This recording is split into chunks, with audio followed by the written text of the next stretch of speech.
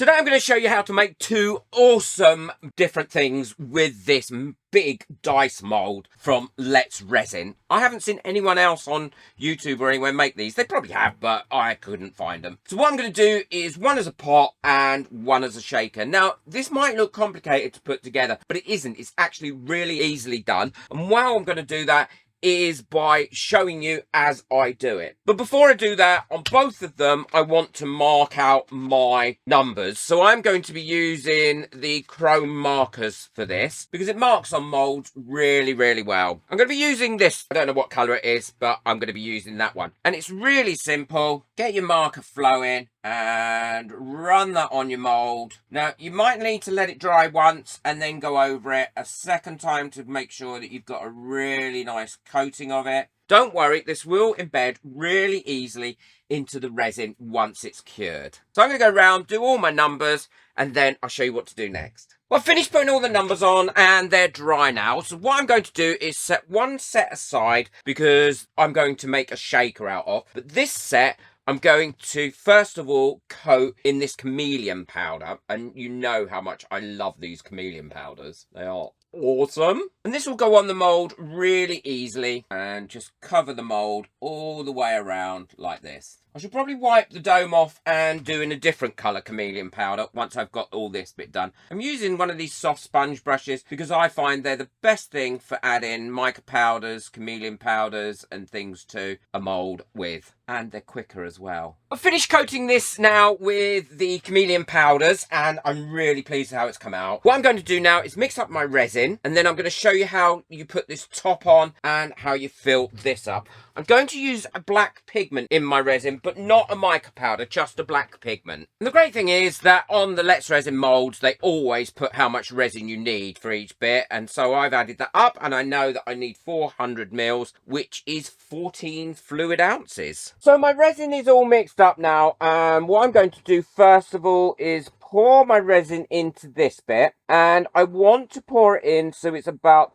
3/4 of the way up there. I don't want to pour it in so it's right up to that rim. And I'll show you why in a second. So there we go. That's not up right up to that rim. And now I'm going to tap it out, give it a bit of squidgy widgy, and then leave that to sit for a few minutes to allow any bubbles that need to come up. And while that's sitting, I can fill this one up. Now, in the point of this one, I want to make sure that I've not trapped an air bubble because that is easy to do. So I'm just pushing a stick in there to get rid of that, just in case there is one. And now this one, I can fill right up to the actual top. There we go. And I can leave that to sit now for a couple of minutes. Now, you might be wondering, how am I going to get this bit in this bit and fill all this in? Well, this is where it's really important to make sure that you've got this all set up properly. First, any bubbles that come up, there shouldn't really be too many. I just want to get rid of them now before I do the next stage. Give it a bit of a tap everywhere and a bit of squidgy widgy. And now this is where I put this lid on. Now, I'm not sure if you can see. I'll zoom the camera in. There's a little ridge there. And that is where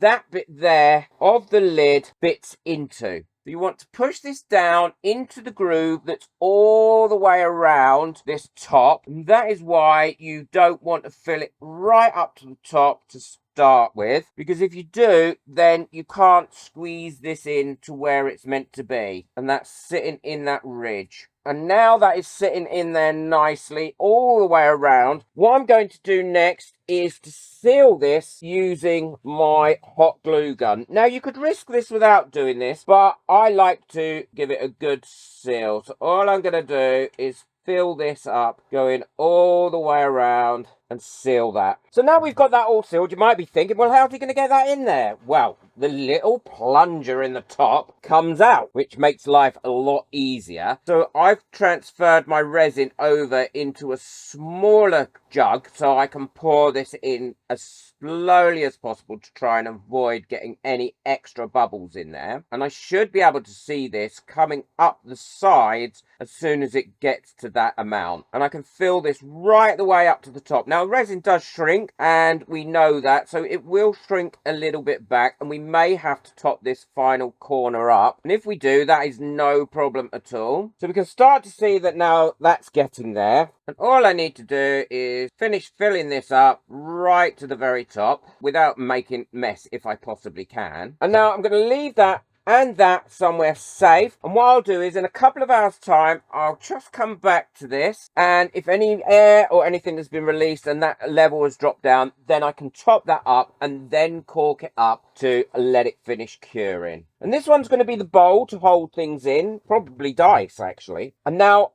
the other one, I'll show you what I'm going to do with that. So I've got this one mixed up, and what I'm going to be using for this is just the clear, and then I'm going to turn this one into a shaker. So I'll fill this in exactly the same way as I did the previous one, and then I'll show you how I'm going to finish this off once everything's cured. These are finished curing now, and the glue should just come off this mould really, really easily. Now, I have to confess, I did forget about topping them up. Because it was just one of those things. I just got carried away and forgot all about it. I know before I've even finished these that my son is going to claim these because he loves this sort of thing. So I have no doubt about that whatsoever. But actually, I'm not too worried because that has come out really well anyway. And look how awesome those numbers have come out. They just come out so beautifully. Now, that will fit on there like that. And this is the one that's going to be a pot. So let me show you how this one came out. See, look, I didn't fill that one up. But it doesn't matter because this one's going to be a pot. So you actually aren't going to see that. Look how pretty that is. I can't say enough nice things about those chameleon powders. They just really do give a great effect. And we've got no bubbles in the tips, and that's the pot one, so that's going to sit there like that. But I did promise I was going to show you how to make this one into a shaker. And that is fairly easy. So we'll look at that. You wouldn't even... That is just so pretty. Put that to one side so I don't mess it up. Now, it's really easy to make this into a really great ornament and a shaker. There are just a few things and rules that you need to follow to ensure that you do it right and you don't have any problems with it. You'll need some UV resin, a little bit of sandpaper, and you're lucky that comes with this mould anyway. And I'm going to use baby oil for this because I want it to be a slow moving shaker.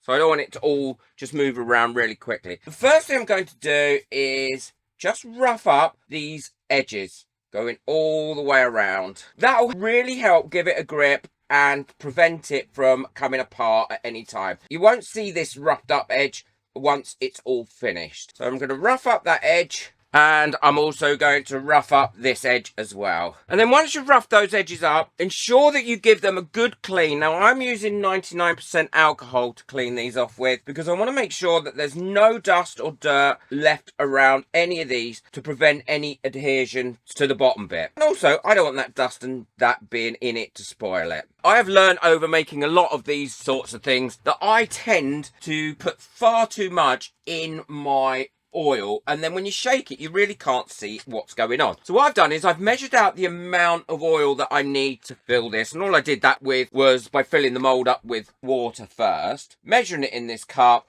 and now I know exactly how much oil I will need in here. And now I can start putting my stuff in there because I can then check, oh yeah, that's not enough, or oh yeah, that's too much, rather than do it and then think, oh, what on earth was I doing? The first thing I'm going to put in there is some of this really, really fine glitter because it's me, why wouldn't I? But again, I'm not going to put much in, just a little bit like that, just to give it a base. See, normally I would put 10 times that amount in, and that would be too much. And that'll just help give it a bit of a glittery feel to that oil. And the next thing I'm going to put in is just a few chameleon flakes. And this is a bit like the powder. It really does give off a lovely iridescence and different colours, but it won't break up like the chameleon powder would. And if I just keep adding it and stirring it, then I know when I've got enough. There we go. So there's enough of that one. I love these chameleon flakes. I did a whole video on these if you want to see that. I'll link it at the end of this one because really the difference between chameleon flakes and chameleon powders, they're both beautiful, but there is a big difference in them and what you get. I'm just putting a different colour of chameleon flake in there now.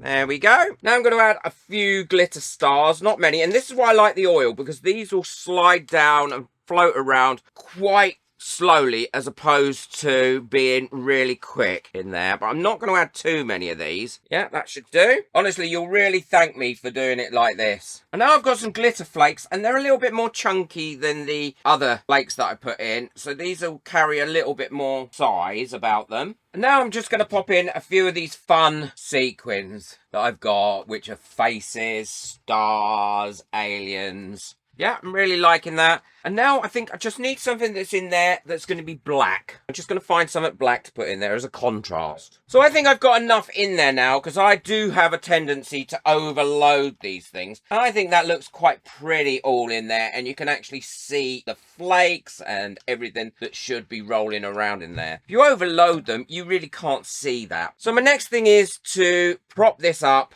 And I'm using some sand here. Get that as level as I can. And now I'm going to put my mix in there, and then I can top it up.